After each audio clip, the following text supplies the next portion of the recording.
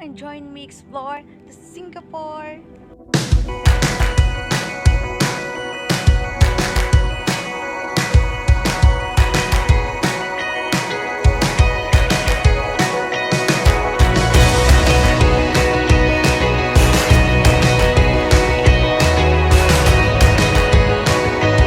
One, I will give a brief summary about the introduction of Singapore. So Singapore is the city-state located at the southern tip of the Malay Peninsula, about 85 miles and 137 kilometers. Singapore is the largest port in the Southeast Asia and one of the busiest in the world. It owes its growth and prosperity to its focal position of the southern extremity of the Malay Peninsula, where it dominates the Strait of Malacca, which connects to the Indian Ocean to the South China Sea. Once a British colony and now a member of the Commonwealth, Singapore first joined the Federation of Malay in its formation in 1963 but succeeded to become an independent state on August 9, 1965. The population of Singapore is diverse, the result of considerable past immigration. Chinese predominate, making up some three-fourths of the total. Malays are the next largest ethnic group, and Indians are the third. None of those three major communities is homogeneous. Hi, I'm J Mark, and now let's talk about Singapore food. Meat, seafood, rice, noodles, desserts, and snack are the five categories of Singaporean cuisine. Singapore is particularly famous for its seafoods. Singaporean cuisine has a wide range of flavors, including sweet, sour, spicy, and citrusy flavors. The meals are created by combining spices from various cultures to create a one-of-a-kind culinary masterpiece. And now, I'm going to tell you about five popular Singapore dishes. First is the Hainanese chicken rice. This steamed chicken is served with rice made with chicken stock. This classic dish is perfect for a quick and filling lunch. The steamed rice is oozing with flavor and a fragrant aroma, indicating that the chicken stock is of high quality. Toast the chicken with some dipping sauce and try it. Second is the chili crab. Hard-shell crabs cook in semi-thick gravy with a tomato chili base. The steamed crab are partially cracked, then lightly stir-fried in a paste comprising of chili sauce, ketchup, and eggs. Despite its name, chili crab is not all that spicy. Bread is normally ordered to soak up the gravy, so dig in with both hands. Third is the laksa. Rice noodles in spicy coconut curry soup with shrimp, fish cakes, egg, and chicken meat. A cross between Chinese and Malay cuisine.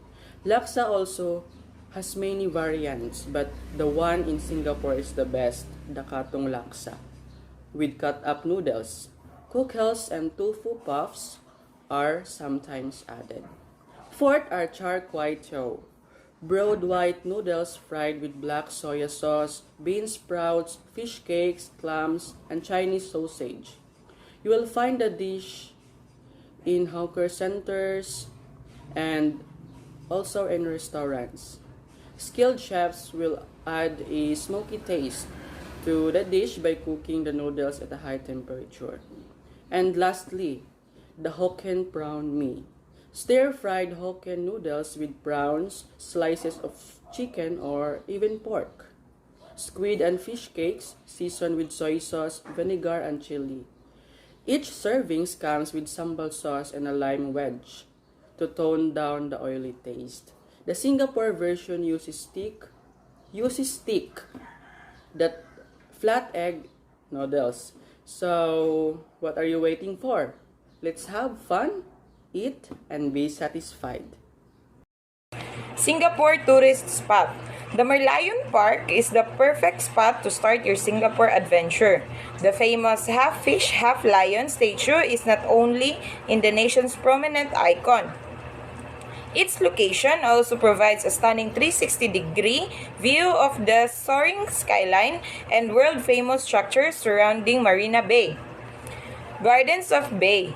A surreal man-made marvel that truly makes the city stand out from the rest of the world.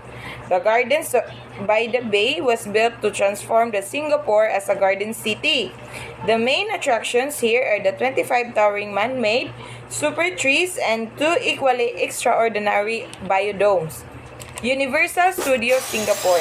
Universal Studios Singapore is a good reason on its own to visit the country, especially if you're traveling with a family or friends. This thrilling world of movie magic is the first and only theme park of its kind to open in the Southeast Asia. It features over 20 attractions, most of which are original or specially adapted for the park. In Singapore tradition, in Singapore, it's a proper etiquette to allow the elders eat first. This means that you do not touch the food until the elders have picked up the utensils and start eating. Vesak Day is celebrated all over the world by followers of Buddhism. It marks the enlightenment and death of Buddha. During this festival in Singapore, devotees are often found meditating and doing a significant amount of charity work. This day also allows people to self-reflect. Vesak Day falls on the full moon during the month of Vesak.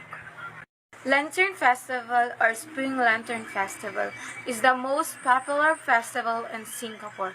It marks the last day of celebration of Chinese New Year, 15 days. During this day, the kids carry paper lantern outside, let them up, and release it in the sky. Some paper lanterns are simple and traditional, whereas some are of different shape and sizes. Some even have quizzes on them for the kids to solve. It's a magnificent sight to see the several lanterns light up the night. This time, I'm going to talk the nightlife in Singapore. As you can see in this video, the nightlife in Singapore is fun. You can see a lot of people who are happy and talking to each other, as well as some teenagers are dating. They can also walk around at night without being fear of mugged, stabbed, or held up gunpoint. Because of that, there are a lot of people who like hanging at night because of the view and the very nice city lights. Hi everyone, my name is Cheryl. So today I'm going to share about the Filipino workers in Singapore and their roles. An estimated 200,000 Filipinos live and work in Singapore, actively contribute to the economic development of their host country. Approximately 60% of Filipinos in Singapore are professionals and skilled workers, while the rest are household service workers. According to a 2013 estimate by the Commission on Filipinos Overseas, a total of 203,203 Filipinos live or reside in the country, with 44,102 permanent residents or persons of Filipino descent who are not citizens of the Philippines. Within the community, the year was 1967. The rule of law was reasonably established. One in the city-state of Singapore, which had just become independent 2 years earlier. No one doubts that anyone will be executed at the whim and fancy of somebody else. 2. The Prime Minister said with quiet satisfaction. And yet, he cautioned mediocrity on the government side, talent in private practice. 3. Could it lead to unjust outcomes? Criminals might get away as their lawyers try to turn up the law books. And 4. Take every technical point in favor of their client. 5. He urged the legal profession to hold itself to high standards and norms, and to have a social conscience. 6. Rather than cling to forms and technicalities, the legal system had to serve the causes of justice and the public good. So hello guys, we have top 2 famous stores in Singapore. Number 1 is the Marina Bay Sands and number 2 is the Orchards Road. So why Marina Bay Sands became one of the famous stores in Singapore? Because it is a destination for those who appreciate luxury, an integrated resort notable for transforming Singapore city skyline. It comprises three 55-story towers of extravagant hotel rooms and luxury suites with personal butler services. In addition, it is architecture it made complete with the Sun Sky Park which crowns the three towers. Shopaholic will rejoice in the rows of luxury retailers at the shops at Marina Bay Sands, which houses the large collections of coveted designer boutiques in Asia. Complementing the retail space are delectable dining options, which includes restaurants by celebrity chefs, fine dining, and casual eateries.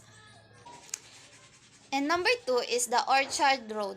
Orchard Road is famous all over the world as an iconic shopping street in Singapore. Shopping malls lines both sides of the road, one near to another, making it possible for shoppers to take a bus, MRT, or taxi ride to it, and spend the whole day by there exploring all of the best that Singapore malls have to offer.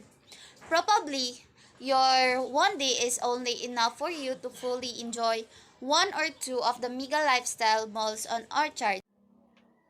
Hello everyone, I am Diana Amor Zafran. I'll be talking about Singapore's rituals, beliefs, and churches. According to the data, approximately 33.2% of the population of citizens and permanent residents are Buddhists.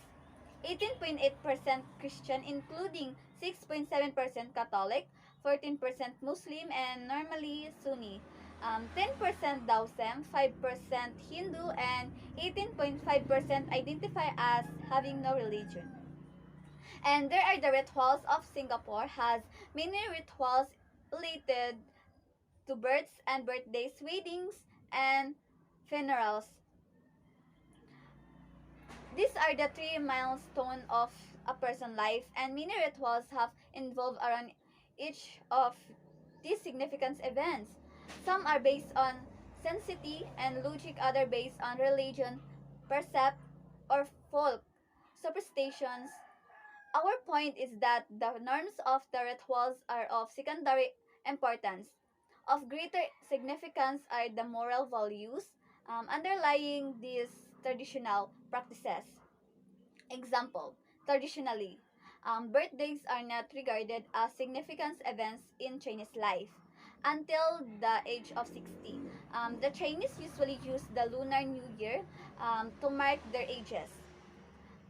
A person is deemed to be 1 year old at Junji, regardless of the month of his birth. Second, just a man needs to breathe to live. So, has the Chinese man married to reproduce the carrying of the family line? Marriage is therefore an integral part of living, and greater pains are taken to ensure a good match and bountiful posterity. This is why traditional Chinese weddings have many complex costumes and ceremonies. Um, they serve the important function of providing an auspicious start of the bridal couple. Funeral rituals have always been viewed as an important part of Chinese social life. The importance of funeral rituals rests on certain basic beliefs held by the Chinese. First, death does not signify the end of the person participation in the lives of activities of his family, but in conceived as a process of transition.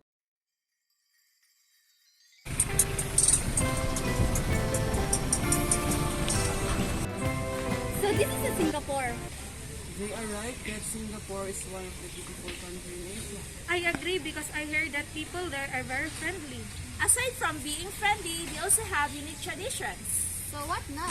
Do you agree that the country that we will travel is Singapore? Yes! Okay, so go home, pack your things, and be prepared for our flight tomorrow morning. Let's go and together